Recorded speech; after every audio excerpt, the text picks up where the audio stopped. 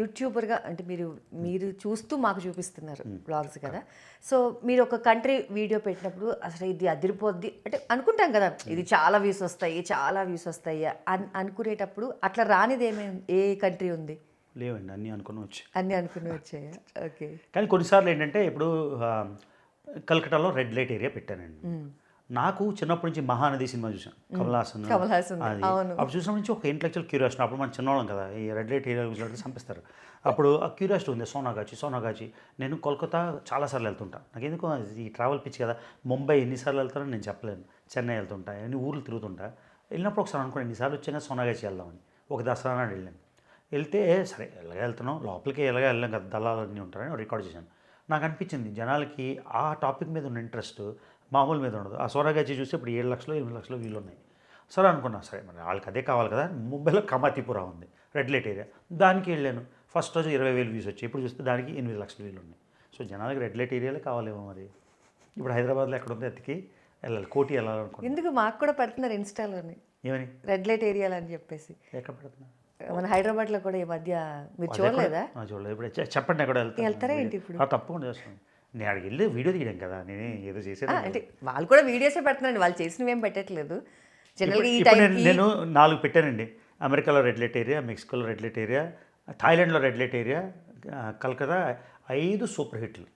మరి అలాంటప్పుడు మరి రెడ్ లైట్ ఏరియాలో చేయాలి కదా. మీరే చెప్పండి. మరి 5 వీడియోలు పెట్టాను, 5, 8 లక్షలు 7 లక్షలు. నా ఛానల్ తక్కువలో ఉన్నప్పుడు కూడా ఆ కోల్కతా వీడియో వెళ్ళిపోయింది లక్షల్లోని. మరి జనాలకు అదిగే కావాలి. So thumbnail important, red light area important? ఏమో మరి నాకు తెలియదు. ఇప్పుడు మీ ఇంటర్వ్యూకి వచ్చి రెడ్ లైట్ ఏరియాకి వచ్చారు అనమాట. అలా ఏం మరి నేను 5 వీడియోలు పెట్టాను. 5 నా ఫస్ట్ మిలియన్ వచ్చింది రెడ్ లైట్ ఏరియాకే, మెక్సికోలోని. ఓకే. అంటే మనకి హైదరాబాద్ రెడ్ లైట్ ఏరియా అని కాదు, ఈ ఏరియా వెళ్తే ఈ టైంలో బయట ఉంటున్నారని చెప్పి కొంతమంది ఇన్స్టాలో పోస్ట్ చేయడం చెప్తే నేను అడిగి చూస్తాను. వద్దులేండి, ఎందుకు తప్పేముంది? మీతో పాటు నన్ను ట్రోల్ చేస్తారు. చేయండి. ట్రోల్కి భయపడకూడదండి. ఇప్పుడు నాకు రియలైజేషన్ ఏమి వచ్చిందంటే, మనం ట్రోల్స్కి భయపడదామంటే పబ్లిక్లో రాకూడదు, మన ఇంట్లోనే ఉండాలి. బయటకు వచ్చినప్పుడు దేనికైనా సిద్ధంగా ఉండాలి. ఓకే. ఏమని ట్రోల్ చేస్తారు? రెడ్ లైట్ ఏరియాకి వెళ్ళేవనా? నీకు బాగా అలవాటేమో, లేకపోతే ఇట్లానే ఓకే. నెగిటివ్ కామెంట్స్ ఇది కామన్ అనుకోండి. వాళ్ళు ఏదో మాట అనేస్తే మీరు తిరిగి ఒక మాట అనండి, మీ ఇంట్లో అలవాటు. లేదు, నేను అస్సలు రెస్పాండ్ అవ్వనండి. నేనైతే అడుగుతాను. నాకు అడిగితే మేము మీ ఇంట్లో అలవాట అని అడుగు, వదిలేదు లేదండి. ఇప్పుడు బొర్రలో రాయడం ఎందుకు, కడుక్కోవడం ఎందుకు, నేను అందుకే అది దాటి వెళ్ళిపోతా. అది వదలకూడదు, వదిలేస్తే ఎక్కేస్తారు మీదకి జనాలు. ఏంటో లీనియంట్ అనుకుంటారు మనం. ఎందుకు లీనియంట్? ఓకే. ఏం తక్కువ. సో యాజ్ ఏ యూట్యూబర్గా చాలామంది చాలా సంపాదించేస్తున్నారు అనుకుంటున్నారు. ఇప్పుడు వచ్చే జనరేషన్ కూడా మేము అసలు చదవక్కర్లేదు, ఏం చేయక్కర్లేదు, హ్యాపీగా ఇంట్లో కూర్చొని ఒక ఫోన్ కొనుక్కొని ఏవో వ్లాగ్సో లేకపోతే కుకింగో లేకపోతే ట్రావెలింగో వ్లాగ్స్ చేస్తూ వేరే ఆడవాళ్ళని బూతులు తిడితే ఇంకా ఎక్కువ వ్యూస్ వస్తాయి కదా. అది కూడా వస్తుంది, అది కూడా నేర్చుకుంటారేమో. సో ఇప్పుడున్న జనరేషన్కి అంటే మీరు చాలా ఇయర్స్ అయింది యూట్యూబ్ స్టార్ట్ చేసి. ఇప్పుడు 4 ఏళ్ళు. ఓకే. అంటే ఇప్పుడు లేటెస్ట్గా ఇప్పుడు చాలా మంది ఇన్ఫ్లుయెన్సర్స్, నాట్ యూట్యూబర్స్ ట్రెండ్ అయిపోయింది. ఇప్పుడు అంతా ఇన్ఫ్లుయెన్సర్స్ ట్రెండ్ నడుస్తుంది. యాజ్ ఏ యూట్యూబర్కి ఇన్ఫ్లుయెన్సర్ నిజంగా అడుగుతున్నా తెలియక. అంటే యూట్యూబర్ అంటే ఇప్పుడు మనం ఒక వ్లాగ్ వీడియో తీసి దాన్ని యూట్యూబ్లో అప్లోడ్ చేసి అదంతా. ఇన్ఫ్లుయెన్సర్ అంటే ఇప్పుడు మనకి ఇన్స్టాలో అప్లోడ్ చేస్తాం with in seconds, social media what ever. అంటే అంటే యాజ్ ఏ యూట్యూబర్గా ఇప్పుడు వచ్చే జనరేషన్కి మీరు సజెషన్ చేస్తారా? ఆ సజెషన్ ఏంటంటే, నాకే ఒకరోజు అంటే ఇదేదో ఒక గూడుపుటానికి జరగకముందు నేను టీ తాగితేనే 5 లక్షల మంది చూసేవారు కదా. కానీ ఆ తర్వాత సోమాలియా వెళ్ళినా 30,000 వ్యూస్ వచ్చాయి. ఏం జరిగిందో తెలియదు. కానీ నా లైఫ్లో ఏం తేడా రాలేదు. ఎందుకు రాలేదు? ఎందుకంటే నాకు చదువు ఉంది, ఒక ఉద్యోగం ఉంది, ఒక ఇన్కమ్ ఉంది కాబట్టి. ఇప్పుడు నేను యూట్యూబ్ మీదే, అంటే నేను ఇవాళ స్టార్ని కాబట్టి నాకు రోజు మిలియన్ వ్యూస్ వచ్చేస్తాయి కాబట్టి నేను ఇంక అన్నీ వదిలేసి యూట్యూబ్ మీద పడ్డా. రేపు ఏమీ లేదు, ఏమవ్వాలి? సో అందుకు నేను అందరికీ చెప్తానంటే, ట్రావెల్ అయినా కూడా, అంటే మీకు ట్రావెల్లో జాబ్ ఉంటే అది వేరే, ట్రావెల్ అయినా కూడా, యూట్యూబ్ అయినా కూడా, ఇన్ఫ్లుయెన్సర్ అయినా కూడా, ఇది ఎప్పుడు ప్లాన్ బి. మీరు నేను ఒకరిని కలిసాను వైజాగ్లో. ఏం చేస్తా బ్రో అంటే ఇన్స్టా రీల్స్ అన్నాడు. అదే ఏం చేస్తా మామూలుగా అంటే, లేదు ఇన్స్టా రీల్స్ ప్రమోషన్స్. నేను అడిగాను, ప్రమోషన్స్ రేపు ఆగిపోతాయి, ఇంకోటి వస్తాడు నీకన్నా, నువ్వు ముసలి అయిపోతావు, ఇంకోటి వస్తాడు నీకన్నా మసల్స్ ఉన్నాడు వస్తాడు, అప్పుడు ఏం చేస్తావు అంటే ఆలోచించలేదు. సో నేను చెప్పేది యూత్ అందరికీ, ఎప్పుడైనా సరే ఇన్ఫ్లుయెన్సర్ మీకు ఇన్ని మిలియన్ వ్యూస్ వచ్చినా కూడా ఇది ప్లాన్ బీనే పెట్టుకోండి. ఎందుకంటే ఈ మిలియన్ వ్యూస్ ఎప్పటికీ రావు. ఇంతకుముందు మనం ఒక పెద్ద హీరోయిన్ చూసేవాళ్ళం, బుట్ట బొమ్మ అని. ఆవిడ నాకు కనిపించట్లేదు ఈ మధ్యన. అంటే అంతే కదా,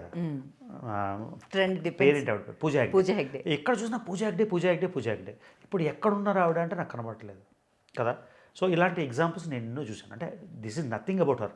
ట్రెండ్ మారుతుంది, రోజులు మారుతాయి. ఒక 10 ఏళ్ళ బ్యాక్ నాకు ట్రావెల్లోనే ఒక ఆయన 4 ఏళ్ళ బ్యాక్ పాకిస్తాన్ వెళ్ళినప్పుడు ఆయన మెసేజ్ పెట్టారు, ఒక హిందీ వ్లాగర్. నాకు చాలా ర్యాష్గా, అంటే ఏదో పెద్ద గొప్పలాగా. ఆయనకి ఏది పెట్టినా మిలియన్ వ్యూస్. ఇప్పుడు ఏది చూసినా 1000 కూడా లేవు. ఓకే. సో అలా మారుతాయి, రోజులు మారుతాయి. ఇప్పుడు ఆయన అంత హ్యాష్గా నాతో మాట్లాడాడు. ఇప్పుడు ఆయన నాకు అప్రోచ్ అయితే నేను అలా మాట్లాడను. ఎందుకంటే ఇది టెంపరీ ఫేజ్ కదా, అన్నీ టెంపరీ, మనిషే టెంపరీ, యూట్యూబ్దే ఉందండి కదా, మనమే ఉన్నాం రేపు వెళ్ళండి. సో అలా నేనేమంటానంటే ప్లాన్ బి చేసుకోండి ఇది. ఇప్పుడు నేను యూట్యూబ్లో వచ్చినప్పుడు నేను జాబ్ మానేయచ్చు. నా యూట్యూబ్ వ్యూస్ తగ్గిపోయాక నేను జాబ్ మానేసాను. అది ఎందుకు మానేసాను చెప్తాను, అది వేరే. నా యూట్యూబ్లో బాగా వచ్చేస్తున్నాయి, కొన్ని నెలలు $20,000 అంటే ఇప్పుడు లెక్కలో 18 లక్షలు 19 లక్షలు వచ్చేది. అయినా నేను జాబ్ మానలేదు, ఎందుకంటే అది టెంపరీ నాకు తెలుసు కాబట్టి కదా. అందుకని నేను ఇప్పుడు ఎందుకు మానేశానంటే నేను ఒక లిమిట్ పెట్టుకున్నా, నేను గోల్స్, అవన్నీ గోల్స్ అకాంప్లిష్ చేసేసాను. సంపాదించుకోవడం వైజు నేను కొన్ని గోల్స్ పెట్టుకున్నా, అవి అయిపోయింది. నాకు ఒకే కూతురు ఉంది, తనకి చేయాల్సినవన్నీ చేసేసాను. ఇంకా సంపాదించి ఏం చేయాలి? సో నా లైఫ్ నేను నాకు నచ్చినట్టు ఉందామని. అంతేగాని రోజు అందరూ అంటున్నారు మీ ఆవిడ సంపాదిస్తుంటే నువ్వు తిరుగుతున్నావా అని. మా ఆవిడ దగ్గర ఇప్పటిదాకా నేను పైసా తీసుకోలేదు, నేనే ఇస్తుంటాను మా ఆవిడకి. ఇంకా అంత ఎలా సంపాదిస్తానంటే ఎలాగో సంపాదిస్తాను. ఓకే, మైండ్ యూజ్ చేసి సంపాదిస్తాను. ప్రమోషన్ చేయలేదు, బెట్టింగ్ యాప్లు చేయలేదు, ఎవరి దగ్గర అడుక్కోలేదు, సోషల్ బెగ్గింగ్ చేయలేదు, సంపాదిస్తున్నాను. ఇంకా నా మైండ్ మేధాశక్తితో సంపాదిస్తున్నాను. సో నేను మా ఆవిడ దగ్గర పైసా తీసుకోలేదు ఇప్పటిదాకా, నేనే అన్నీ ఇస్తుంటాను ఆవిడకి. నేను ఎందుకు జాబ్ మానేశానంటే ఇంతకుముందు ఊర్లో వెళ్ళినప్పుడు హైదరాబాద్ చాలా నచ్చేసింది, లేకపోతే రేపు మీకు ఏంటంటే సారీ రేపు నాకు ఫ్లైట్ ఉంది వెళ్ళిపోవాలి. సో ఆ లిమిటేషన్స్ పెట్టుకోకూడదు అనుకున్నా, 1 ఇయర్ అనుకున్నా. రేపు చాలా నచ్చేసింది, హాయిగా ఇష్టం వచ్చింది లేవడం. నాకు స్విట్జర్లాండ్ వెళ్ళాలంటే స్విట్జర్లాండ్ వెళ్ళిపోతా, ఇటలీ వెళ్ళి క్యాపుచినో తాగాలంటే ఇటలీ క్యాపుచినో తాగుతా, సిడ్నీ వెళ్ళాలంటే సిడ్నీ వెళ్ళిపోతా. ఇవన్నీ ఏదో డబ్బా కొట్టుకోవడం కదా, అన్ని వీడియోలు ఇన్స్టాగ్రామ్ రీల్స్ ఉన్నాయి కదా. సో అందుకని అవసరం లేదనిపించింది. ప్లస్ నేను జాబ్లో ఎంత సంపాదిస్తానో అంత సంపాదించుకునే మెథడాలజీ తెలుసుకున్నా. సో మరి జాబే చేయడం ఎందుకు?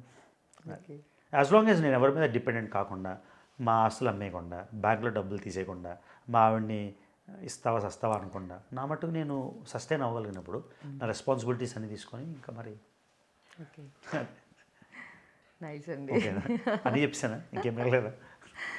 నెక్స్ట్ ఎక్కడ అడుగు పెట్టే స్పేస్లోనా లేకపోతే నెక్స్ట్ నేను యాక్చువల్లీ ఇదేనండి, మొన్న టెడ్ఎక్స్ టాక్లో కూడా ఆ టాపిక్ పేరు సెరెండిపిటీ.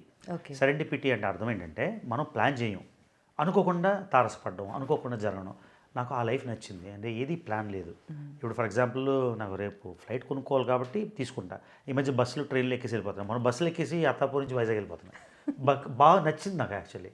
ట్రైన్ దొరకదు, ఫ్లైట్ ఏమో 20,000 30,000 ఉందనుకోండి, మనకి 2,000 చూసి ఖర్చు పెట్టాలనిపించదు. అక్కడ బస్సు ఎక్కేస్తే ఎంవీపీ కాలనీలోనే బస్సు దిగుతాం. ఇవన్నీ రకాల ఎక్స్పీరియన్స్ చేస్తున్నా. సో ఒక ప్లాన్ అంటూ ఏం పెట్టుకోలేదు, ఎలా గాలి టేస్తే అటు వెళ్ళిపోదాం. ఓకే.